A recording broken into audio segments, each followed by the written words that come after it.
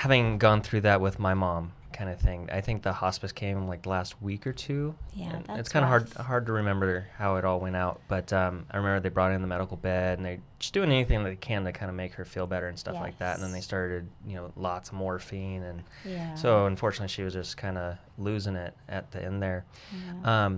But I think there's something so beautiful about death, and I know people don't like talking about death, Right. but as a writer, I look at it as here's the end of the story, and there's the two best parts of a book is how you start a book and how you end a book. Right. And life is just a story, right? So I think it's beautiful when you could be there and see that transition, however it might be.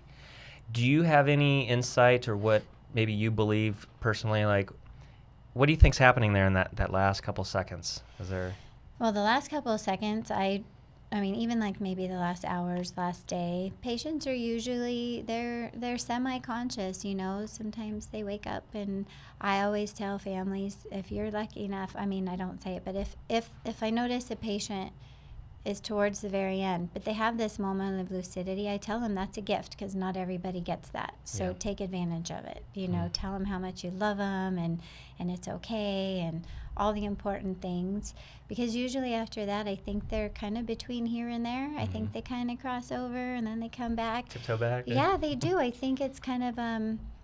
It's almost obvious when you're around it and you see it because they're talking, they're saying names of people who have passed, they smile, they have, there's somebody there that they know that they're talking to.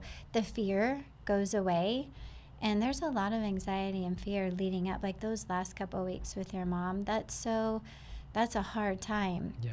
And a lot of patients, unfortunately, they come to us late. We get them only with a couple of weeks or even less sometimes, and we don't get the chance to really prepare families and kind of help take away that fear and that anxiety. Yeah. So sometimes when it's towards the end and they have that, we treat it, of course. We have medication and lots of social support, social workers, tons of people there, chaplains, everybody to come and help take away that fear.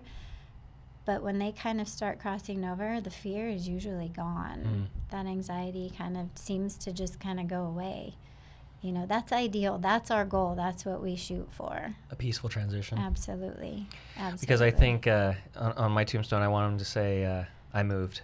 Yeah. I think Chuck Smith had that on his or something like that. But